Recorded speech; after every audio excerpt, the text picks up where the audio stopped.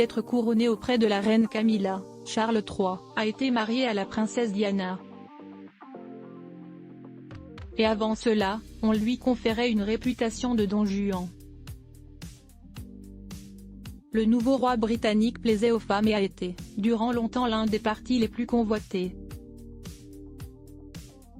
À l'époque, on prête alors aux célibataires endurcis de nombreuses conquêtes.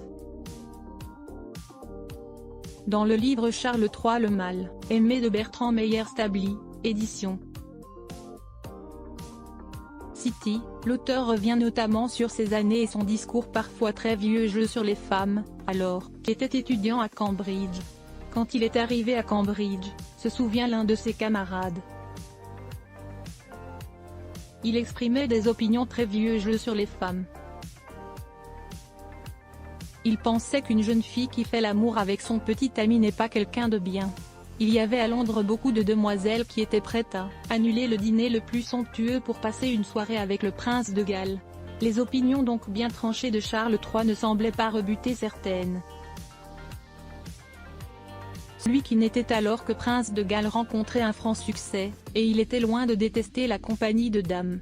Pas toujours follement excitant, naturellement décontracté, il rencontre du succès non seulement lors des soirées officielles, auxquelles il est tenu d'assister, mais aussi lors de certaines fêtes, au cours de toute manifestation, et même sur les terrains de sport, partage l'auteur dans Charles III le mal-aimé.